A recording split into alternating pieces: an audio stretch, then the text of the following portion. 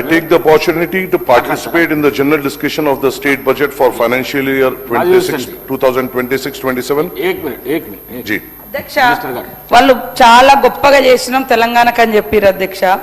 కేంద్ర బడ్జెట్ లో కనీసం ఏమిచ్చిరో చెప్పండి. మొన్న రీసెంట్లీ బడ్జెట్ లో మీరు ఏమిచ్చిర్రు? అదే విధంగా ఒక్క జాతీయ హోదా కూడా ఒక్క ప్రాజెక్టు కూడా ఇయ్యలేదు సార్ ఈ 12 ఏళ్లలో. అదే విధంగా విభజన హామీలకు సంబంధించి కానీ 2014 నుంచి ఉన్న బకాయిలు కూడా ఇప్పటి వరకు ఇవ్వనటువంటి విషయం వారు చెప్పాల్సిన అవసరం ఉంది అధ్యక్ష. అదే విధంగా అన్ని రాష్ట్రాలకు ఇచ్చుకుంటూ ఇక్కడికి ఇవ్వకుండా పైగా మీరు కేంద్రం భాగిస్తుంది అని చెప్పడం ఇది మీలోనే అంటే ఎంత విద్వేషం అంటే దుర్బుద్ధి ఉందనేది అర్థమవుతుంది అధ్యక్ష. ఒక్క జాతీయ ప్రాజెక్ట్ ఒక్క ప్రాజెక్టు కూడా జాతీయ హోదా ఇవ్వలే అధ్యక్ష.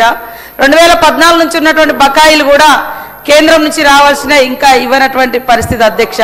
అదే విధంగా అన్నగారు బాగా చెప్తా ఉన్నారు అధ్యక్ష. గతంలో మరి MGNREGS కింద సెంట్రల్ గవర్నమెంట్ తీసుకొచ్చిన చట్టం 100కు 100% 100 రోజులు కేంద్ర ప్రభుత్వం ఇచ్చే రకంగా ఉంది పని లేబర్ వర్క్.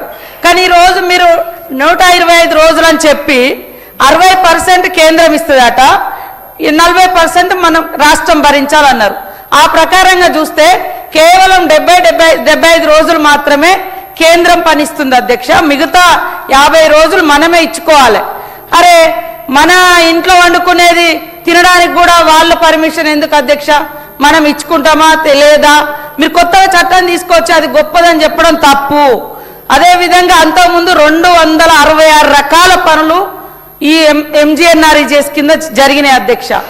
ఈరోజు మీరు పెట్టే నిబంధనలు చాలా కఠినంగా ఉన్నాయి, అభివృద్ధికి ఆటంకంగా ఉంది, పేదవాళ్ళకి ఇబ్బందికరంగా ఉంది. కాబట్టి అందులో మార్పులు తీసుకురండి అని నేను కోరుతా ఉన్నా అధ్యక్ష. మేము ఎక్కడ ఏ బడ్జెట్లు కూడా తగ్గిస్తలేము, పెంచుకుంటూనే రావడం జరిగింది అధ్యక్ష. ఈరోజు బీమార్ గురించి చెప్పారు అధ్యక్ష. మా ప్రధానమంత్రి గారు ఉన్నప్పుడు తెచ్చిరని 10 ఏళ్ళు అయింది, 12 ఏళ్ళు అయింది. మరి మంచి చెడులుంటే ఏమన్నా సవరించాల్సినటువంటి అవసరం ఉండే కదా సార్? పేర్లు మాత్రం మారుస్తారు, రాష్ట్రాలకు ఇన్కమ్ వచ్చేది మా ప్రతిపక్ష రాష్ట్రాలకు ఇన్కమ్ వచ్చే పనులు మాత్రం మీరు ఆలోచించారు. కానీ గాంధీ గారు దేశానికి స్వతంత్రం కోసం ఒంటి మీద కనీసం గుడ్డ అంటే బట్ట కూడా లేకుండా సర్వస్వం త్యాగం చేసి RSS వారి చేతిలో చంపబడ్డ, గాడ్సే చేతిలో చంపబడ్డ ఆయన పేరు మాత్రం తొలగించారు. గాడ్సేనే కదా చంపింది, గాడ్సేనే కదా. అరే నేనేమంటున్నా, అరే గాంధీని కూడా తిడతారా? గాంధీ గారిని కూడా తిడతారా? ఏం ఇది? గాంధీ గారు ఏమన్యాయం చేసిర్రు సార్? నేను అడుగుతున్నా, గాంధీ గారు ఏమన్యాయం చేసిర్రు సార్? దేశం కోసం పోరాటం చేసిర్రు. అవును, ఇదే RSS ను నిషేధించినటువంటి సర్దార్ వల్లభాయ్ పటేల్ కూడా గుజరాతే. ఆయన గొప్పండు, ఆయన కూడా మా పార్టీ, ఆయన కూడా మా సిద్ధాంతాలతోటే పనిచేసిండు. ఎందుకు ఈ డీవియేషన్ తీసుకొస్తున్నారు మీరు? మీకు చరిత్ర లేదు.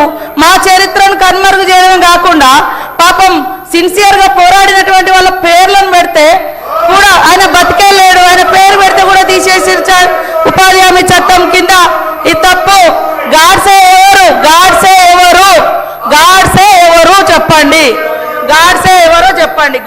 ఎవరు చెప్పండి. మీరే కదా గాడ్సేకు నివాళులు అర్పిస్తున్నారు. గాడ్సే పెద్ద పోరాట యోధుడు అంటున్నారు. మరి దేశానికి స్వతంత్రం తెచ్చిన మహనీయుని చంపినటువంటి గాడ్సేని మీరు పొగడడం ఎంతవరకు కరెక్ట్ అధ్యక్ష?